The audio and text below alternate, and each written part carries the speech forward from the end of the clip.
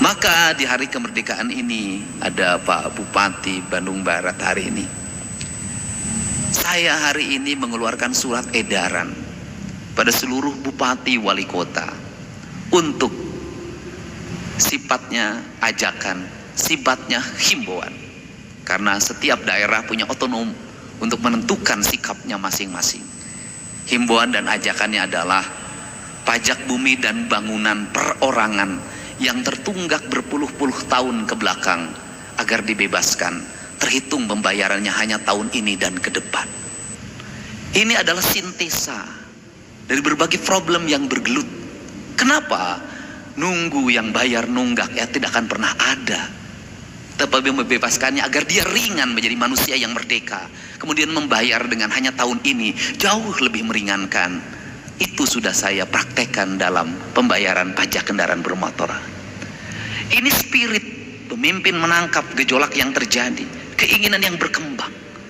Untuk itu, saya minta pada saudara-saudara semua, adik-adikku, putraku semua bangsa. Beberapa tahapan akan Anda alami sebagai manusia, sebagai generasi. Yang pertama, ajaran leluhur jangan dilupakan. Kenapa? Kita hari ini sibuk hanya dengan bicara gizi. Kita hari ini sibuk hanya dengan bicara nabati dan kalori. Kita hari ini sibuk hanya dengan bicara protein dan lemak. Tetapi lupa bahwa manusia ada kandungan ruhania yang harus dilatih dalam setiap waktu.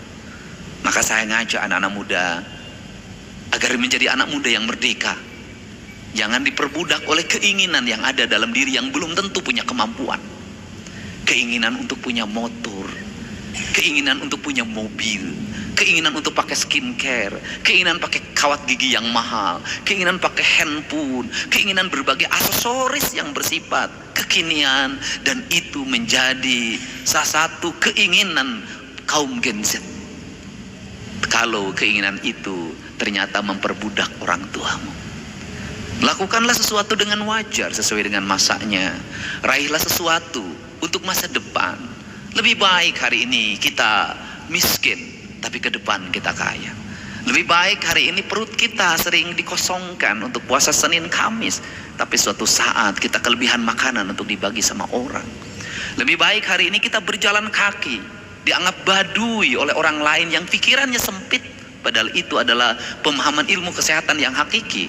Tetapi suatu saat kita memiliki banyak kendaraan. Lebih baik kita tidak piknik-piknik jauh, tapi meneliti tumpukan sampah di samping rumah kita, meneliti hamparan rumah yang kosong untuk diisi tanaman, mengisi hamparan-hamparan sawah yang orang kemudian meninggalkannya. Tapi suatu saat kita menjadi orang yang mampu mengendalikan pangan dunia.